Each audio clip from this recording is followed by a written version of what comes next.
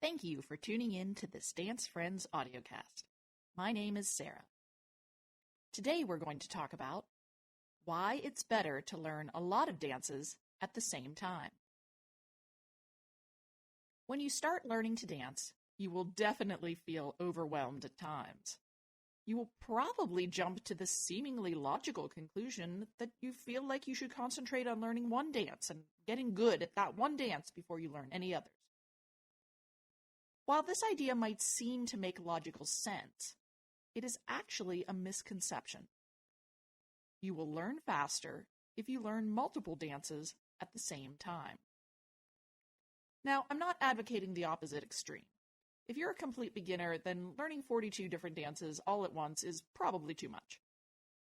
But learning a collection of 5 or 6 of the most useful dances will not hinder your progress, and you will actually make better progress overall when learning multiple complementary dances at the same time. Why? It's because you're learning the same fundamental skills in all the social partner dances. You are learning to step in different directions within a lead-follow partnership in coordination to music. Those skills are the same in every social partner dance. As you advance, the stepping patterns become more numerous and the lead-follow communication more nuanced, but that progression is also the same in every dance you learn. Some dance styles will put greater emphasis on certain types of movements, but they are all just stepping sequences with a partner to music. You have a choice. You can learn only the stepping patterns for one dance style, or you can learn stepping patterns for a diverse array of dance styles. In both cases, you're doing the same thing, learning multiple stepping patterns. Under the first option, you're limiting yourself to dancing to one style of music. Under the second option, you're expanding your repertoire to cover many styles of music. Under the first option, every new pattern you learn is different and needs to be memorized in its own right. Under the second option, you're learning the same concepts across all your dances. For example, after you learn your basic pattern in merengue, hustle, swing, waltz, rumba, and salsa, you will learn your underarm turn in merengue, hustle, swing, waltz, rumba, and salsa. The patterns you learn will be very similar across your dances. Each new pattern and the skills that go with it will apply to all your dances, giving you the versatility to dance to many styles of music, but also giving you multiple opportunities to practice these similar patterns and skills. Why is it that stepping patterns are so similar across all the partner dance styles? It ties back to the more fundamental question, why do we have so many partner dance styles? You will hear me say frequently that, technically, you could do any 4-count dance to any 4-count song. So why don't we? Why don't we just have one dance that we do to everything? The answer is musical expression. We might as well ask, well, why don't we just have one musical style that all songs have to follow? I hope that answer is obvious. What a boring world it would be if there was only one style of music on planet Earth. Just as musicians continually innovate new sounds and styles of music, the dancers listening to them change in response. One style of dance gets established to a particular style of music because the dancers listening to that music create movements that feel expressive.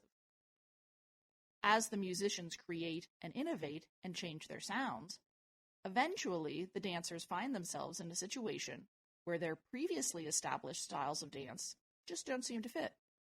So they innovate in accordance with the new sound. Chances are they aren't inventing something radically new out of thin air. They are taking their previously established dances and tweaking them so that they feel like a better fit for the new styles of music they hear on the dance floor.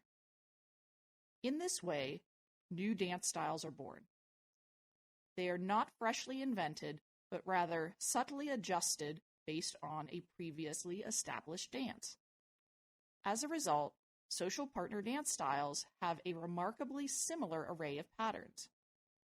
When you're learning multiple dance styles, you're not learning a completely separate set of patterns for each style. You're learning how to translate the same types of movements to different types of music.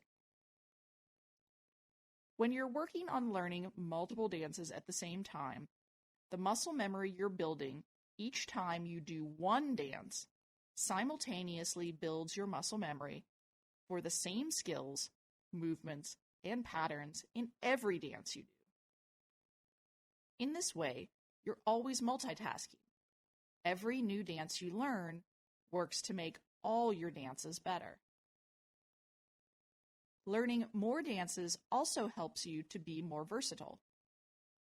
I'm guessing you probably started learning to dance, at least in part, because you love music. Don't you want to be able to dance to any music you might hear at any social event? If you only know one dance, you're going to be at a loss when you encounter other musical styles. Let's say, for example, that you're an accomplished salsa dancer. Maybe you also know bachata and merengue because you go salsa dancing. Those three dances are going to serve you very well at all the salsa dancing events around town. But what happens the next time you go to a family wedding? You will hear salsa, bachata, and merengue music at select weddings, either because of heritage or strong musical affinity from the hosts. But the default wedding DJ isn't going to play the sort of music you hear at salsa socials. That DJ is going to play top 40 pop music from the last several decades. What are you going to dance to that? If you only know 3 Latin club dances, maybe nothing. But if you know some swing and hustle, you can dance to most top 40 fast dance pop songs. If you know some rumba or nightclub two-step, you can dance to most slow dance songs, both recent ones and oldies. Same if you stop at a bar or club and there's a cover band. Some bands play particular genres of music that may give your Latin club dance trio a workout, but most local cover bands I know play pop music and oldies.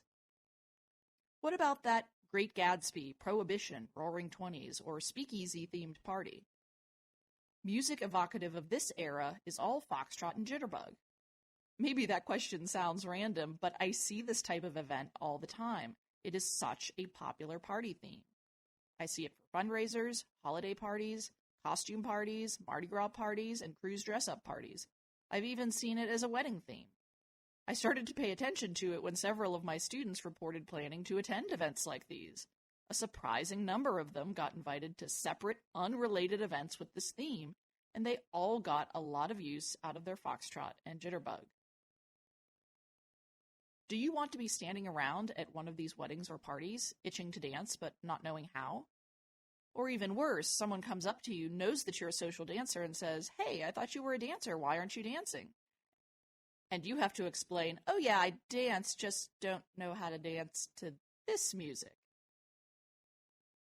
Instead of sitting around wishing you could be dancing, you can easily diversify your dance skills.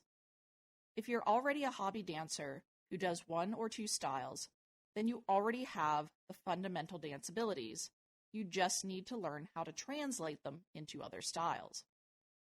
If you're a complete beginner, you can just get started right off the bat with a personal lesson teacher who will emphasize giving you the survival skills to enjoy any and all of these types of dance events. Next time you go to a wedding, cover band, or theme party, show up ready to dance the night away to anything the DJ puts on next. You'll learn faster overall and be more versatile if your dance curriculum includes multiple dance styles. Thank you for listening. And be sure to look for more articles and audiocasts on our website, pittsburghdancer.com.